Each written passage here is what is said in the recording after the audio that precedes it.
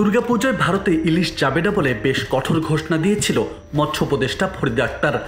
ভারতীয় ব্যবসায়ীদের অনুরোধও বদলাতে পারেনি বাংলাদেশের সে সিদ্ধান্ত। তবে দুর্গাপূজা উপলক্ষে বাংলাদেশ থেকে ৩,০০০ টন ইলিশ রপ্তানির অনুমোদন দিয়েছে অন্তর্বর্তী সরকার। শনিবার রপ্তানির এই অনুমোদন দেয় বাণিজ্য মন্ত্রণালয়। বাণিজ্য মন্ত্রণালয় থেকে পাঠানো বিজ্ঞপ্তিতে বলা হয়, আসন্ন দুর্গাপূজা উপলক্ষে বিভিন্ন রপ্তানিকারকদের আবেদনের প্রেক্ষিতে নির্ধারিত শর্তাবলী পূরণ সাপেক্ষে ৩,০০০ মেট্রিক টন ইলিশ রপ্তানির অনুমোদন দেওয়া হলো।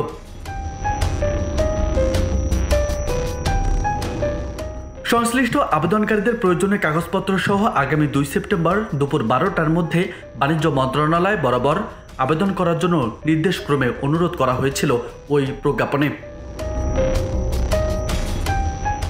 তবে উল্লেখিত সময়সীমার পর প্রাপ্ত আবেদন গ্রহণযোগ্য হবে না বলে জানানো হয়। এছাড়া যারা ইতিমধ্যে আবেদন করেছেন তাদের নতুন করে আবেদনের প্রয়োজন নেই বলে জানিয়েছে বাণিজ্য মন্ত্রণালয়। গত ৩ সেপ্টেম্বর সচিবালয়ে মৎস্য ও প্রাণী সম্পদ খাতের সাংবাদিকদের সংগঠন ফিশারিজ অ্যান্ড লাইভস্টক জার্নালিস্ট ফোরামের সঙ্গে শুভেচ্ছা বিনিময়কালে তিনি বলেন, বাংলাদেশের মানুষের চাহিদা মিটিয়ে তারপর ইলিশ বিদেশে রপ্তানি করা হবে। দেশের মানুষ ইলিশ পাবে না আর রপ্তানি হবে সেটা হতে পারে না। ফলে এবার দুর্গাপুজোতে ভারতে যাতে কোনো ইলিশ না যায় তার জন্য আমি বাণিজ্য মন্ত্রণালয়কে বলেছি।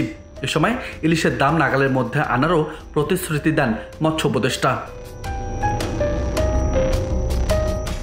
নিউজ ডেস্ক বার্তা 24।